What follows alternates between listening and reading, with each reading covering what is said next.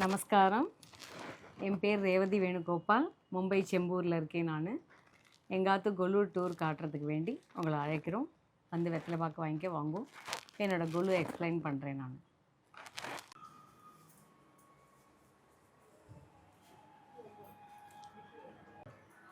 இது எங்களோட society passage area. இதில் துர்கா, லக்ஷ்மி, சரஸ்வதி வச்சுருக்கேன். பால திரிபுர சுந்தரி கையால் பண்ண கிருஷ்ணர், ராதா வச்சுருக்கோம். அவளுக்கு வேண்டி இங்கே கர்ப்பா கையால் பண்ணது வச்சுருக்கோம். எல்லோரும் தர்ஷனத்துக்கு நம்ம பாத்துக்கு வர மாதிரி ஒரு செட்டப் பண்ணியிருக்கோம். ஏன் துர்கா, லக்ஷ்மி, சரஸ்வதி வச்சுருக்கோம் அப்படின்னா அவளுடைய பையன் முருகனை ஒரு கதையாக பண்ணி உள்ளே வச்சுருக்கோம். வாங்க கொலு கூட்டின்னு போகிறோம்.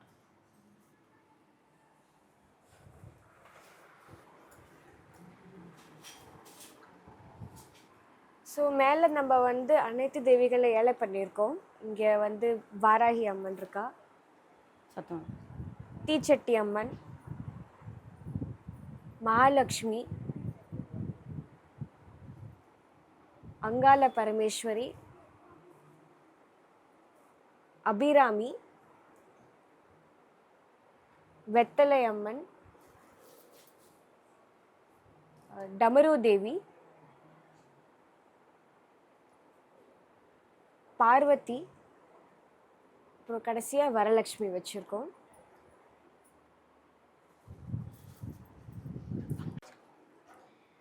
ஒரு கோவில் திருவிழான்னா வளையல் கடை, பாத்திரக்கடை, இந்த மாதிரி நிறைய கடைகள்லாம் வச்சுட்டுருப்பா. ஸோ நம்பாத்த நவராத்திரிக்கு நம்ம வந்து வளையல் கடை வச்சுருக்கோம், பாத்திரக்கடை வச்சுருக்கோம், பழக்கடை வச்சுருக்கோம். உங்களுக்கு வளையல் வேணும்னா நீங்கள் வந்து வாங்கி போட்டுக்கலாம். வளையல் கடை அவைலபிளாக இருக்கா. ஸோ நம்ம வந்து இந்த மாதிரி செட்டப்பில் வளையல் கடை வச்சுருக்கோம், பாத்திரக்கடை வச்சுருக்கோம், பழக்கடை வச்சுருக்கோம். ஆள்கால் வித்துன்ட்ருக்கா.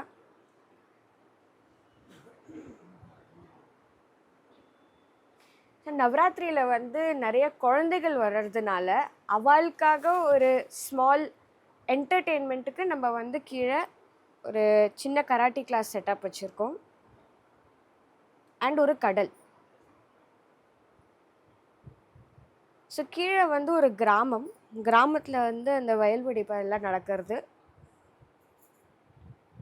அண்ட் நவராத்திரினால இங்கே ஒரு பெரிய ஒரு கோவில்னா கல்யாண விசேஷம் நடக்கும். ஸோ நம்ம வந்து ஒரு கல்யாண செட்டப் வச்சுருக்கோம். அங்கே வந்து அவளோட ரிலேஷன்ஸ் வந்திருக்கா, ஃபேமிலி வந்திருக்கா. அதே சமயத்தில் அங்கே வந்து சாப்பாடும் நடக்கிறது. எல்லோரும் உட்காந்து ஜாலியாக சாப்பிட்டுருக்கா. இப்போ நீங்கள் பார்த்தீங்கன்னா நம்ம இந்த படியில் விஷ்ணு சம்பந்தப்பட்ட அவதாரங்களை வச்சுருக்கோம். அண்ட் இங்கே வந்து குரு சம்பந்தப்பட்ட அவதாரங்களை வச்சுருக்கோம்.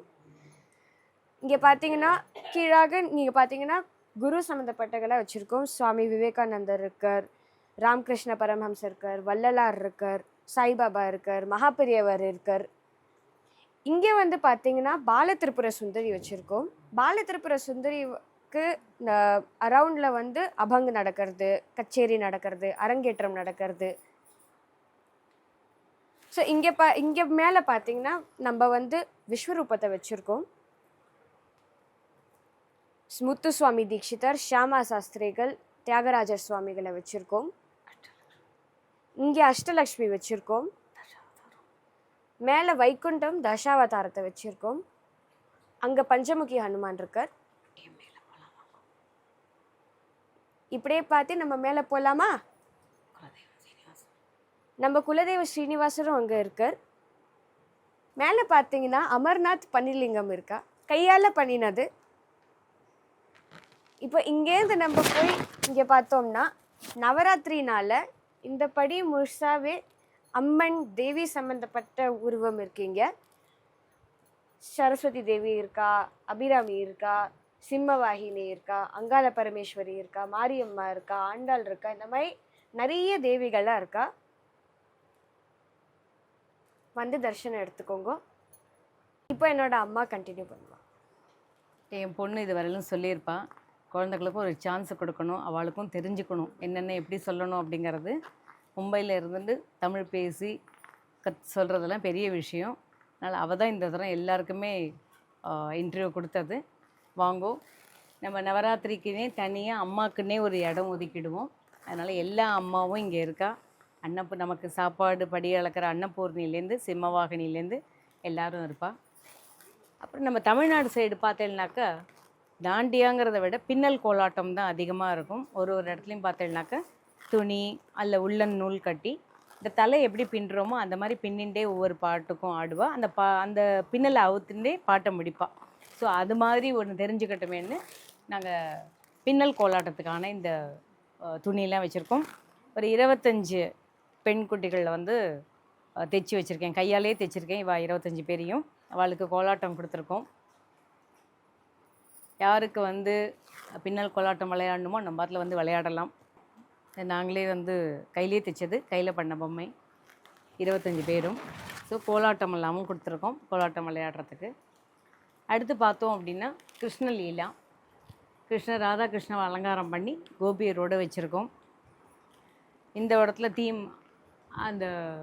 இந்த இடத்துல ஒரு தீம் வச்சுருக்கோம். எப்படின்னா குழந்தைகள்லாம் வருது, எல்லாமே பெருமாள் பார்த்தா அவளுக்கெல்லாம் புரிய மாட்டேங்கிறது. வந்து கிருஷ்ணர் ராதா அலங்காரம் பண்ணி கோபியரோடு வச்சுருக்கோம். மாடெல்லாம் இருக்கும், கிருஷ்ணர் பக்கத்தில் எப்படி இருக்கோ அந்த மாதிரி அலங்காரம் பண்ணி வச்சுருக்கோம். இது வரக்கூடிய குட்டிகளுக்கோசரம் இந்த சோலார் டான்ஸிங் டால்ஸ். ஸோ அவளுக்கெல்லாமும் போர் அடிக்கும், நம்ம பெருமாளையே பற்றி பேசிகிட்டு இருந்தால் இங்கே இருக்க குட்டிகளுக்கு புரிய மாட்டேங்கிறது. ஸோ அவளோட என்டர்டெயின்மெண்ட்டுக்கோசரம் சின்ன பொம்மைகள்லாமும் வச்சுருக்கோம்.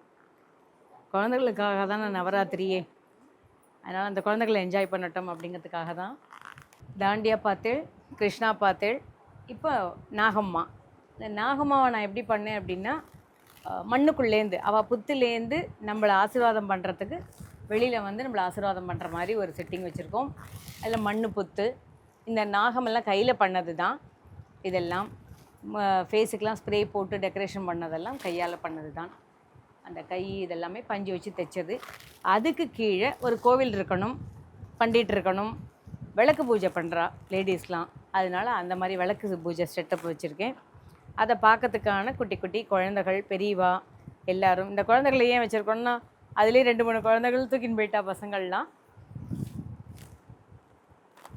அதிலே 2-3 குழந்தைகளை தூக்கின்னு போயிட்டா பரவாயில்ல, அவள் இன்னும் ஒரு 2 நாள் என்ஜாய் பண்ணுவா அதில். ஸோ அதுக்காக இந்த குழந்தைகள்லாம் வச்சுருக்கோம். இதெல்லாம் என் பொண்ணு தான் பண்ணி கொடுத்தா எனக்கு.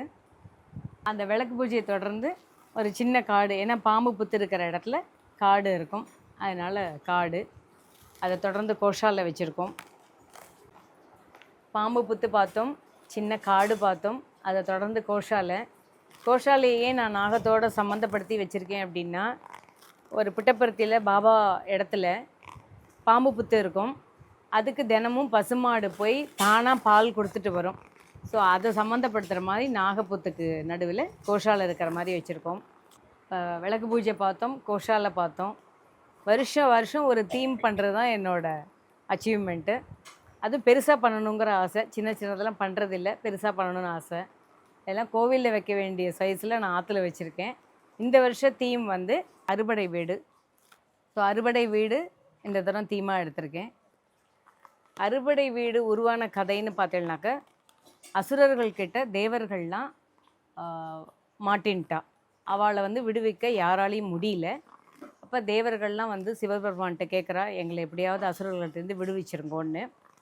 சிவபெருமான் எல்லா வழியிலையும் பார்த்தார், அவரால் முடியல. அப்போ தன்னோட நெற்றி பொறி கண்லேருந்து தாமரை குளத்தில் அவரோட நெற்றி கண்லேருந்து 6 ஜுவாலா விழருது. அந்த 6 ஜுவாலாவை காட்டுற வழியில் தான் நாங்கள் இந்த லைட்டு வச்சுருக்கோம். தாமரை குளத்தில் அவரோட நெற்றி பொறி கண்லேருந்து 6 ஜுவாலா விழருது. அந்த 6 ஜுவாலா தான் உங்களுக்கு இந்த 6 முகன். நம்ம முருகனை 6 முகமாக சொல்லலாம், கார்த்திகேயனா. இந்த 6 முகம் தான் இந்த குழந்தைகள்லாம். இந்த குழந்தைகள்லாம் கையால் பண்ணியிருக்கோம் பாருங்கோ. ஒரு குழந்தையும் முருகன் எவ்வளோ அழகாக இருக்காருன்னு பாருங்கோ. வேலோட அவளை வந்து பார்த்துக்கிறதுக்கு ரிஷி முனிவாளோட மனைவிகள் 6 பேர். அதுவும் சிவபெருமான் தான் ஏற்படுத்தி கொடுத்தது. இந்த 6 குழந்தைகள் கார்த்திகை பெண்கள். இந்த இடத்துல சரவண பொய்கைன்னு சொல்லுவா இதுக்கு. சண்முகனை ஆறுமுகமாகவும் சொல்லலாம், கார்த்திகேயனாக சொல்லலாம், முருகனாக சொல்லலாம், பாலதண்டாயுதபாணியாக சொல்லலாம். நான் இங்கே 6 முருகனாக காமிச்சிருக்கேன். இதெல்லாம் கையில் பண்ணது தான் இந்த மலைகள்லாம். ஸோ முருகன் எங்கே இருப்பாரோ அங்கே மயில் கண்டிப்பாக இருக்கும். அதனால தான் மயில் வச்சுருக்கேன், இங்கே மயிலை காமிச்சிருக்கோம். இப்போ தொடர்ந்து அறுபடை வீடு என்னென்னங்கிறத நான் காட்டுறேன். இப்போ அதை தொடர்ந்து அறுபடை வீடு காட்டுறேன் உங்களுக்கு. அறுபடை வீட்டில் முதல் வீடு திருப்பரங்குன்றம். குன்றமாக இருக்கிறதுனால இந்த கோகனட் ஷெல் வச்சு நான் குன்றமாக பண்ணியிருக்கேன். அதில் வந்து முருகனும் தேவயானையும் அமர்ந்த கோலத்தில் கல்யாண சுரூபமாக காட்சி கொடுப்பா. அறுபடை வீட்டில் 2வது வீடாக திருச்செந்தூரில் தான் சூரசம்ஹாரம் பண்ண இடம். பார்வதி தேவி வேல் மிராக்கல் பண்ணி கொடுத்துருக்கா முருகனுக்கு. அவர் வந்து சூரசம்ஹாரம் பண்ண இடம் திருச்செந்தூர். 3வது இடமா இருக்கிறது பழனி. உங்கள் எல்லாருக்குமே தெரிஞ்சிருக்கும், ஒரு மாம்பழத்தால் அண்ணன் தம்பி 2 பேருக்கும் சண்டை வந்து கோவப்பட்டு போய் பழனியில் உட்காந்துக்கிறார் ஆண்டி கோலத்தில். அந்த 3வது வீடு. 4வது வீடுன்னு பார்த்தீங்கன்னாக்கா சுவாமிமலை கும்பகோணத்துக்கிட்ட இருக்குது. சுவாமிமலையில் ஒரு விசேஷம் என்ன அப்படின்னா, அப்பனுக்கு பாடம் சொன்ன சுப்பையா அப்படின்னே உண்டு. குழந்தைகள் நன்னா படிக்கணும், நல்ல ஒரு ஒழுக்கத்தோடு வரணும் அப்படின்னா சுவாமிமலை முருகனை போய் பார்த்துட்டு வரவாளுக்கு நிச்சயமாக அது சாதகமாக இருக்கும். என்னென்னா, ஓம் என்னும் பிரணவ மந்திரத்துக்கு அர்த்தம் கேட்குறார். பிரம்மா கிட்ட முருகன் கேட்குறார், பிரம்மனுக்கு தெரியல, அவரை ஜெயிலில் போட்டுடுறார். அப்போ சிவபெருமான் வந்து எனக்கும் தெரியல கந்தா, எனக்கு நீ சொல்லு அப்படின்னு சொல்லி கேட்குறார். அந்த இடத்துல முருகன் குருவாகவும் சிவன் சிஷ்யனாகவும் இருக்கார்.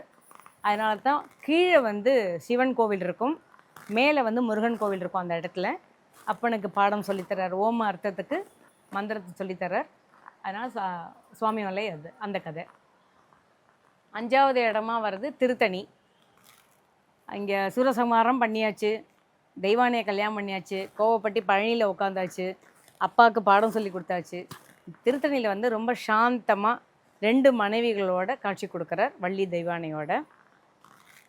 அடுத்தது கடைசியாக வர்றது பழமுதிர்ச்சோலை. இது மதுரை பக்கத்தில் இருக்குது. அங்கே தான் அந்த நாவல் பழ கதை, ஔவையாருக்கும் முருகனுக்கும் உண்டான கதை ஆரம்பித்தது. சுட்டப்பழம் வேணுமா சுடாத பழம் வேணுமா அப்படின்னு கேட்டு ஆரம்பித்த கதை. இது எல்லாருக்குமே தெரிஞ்சிருக்கும்.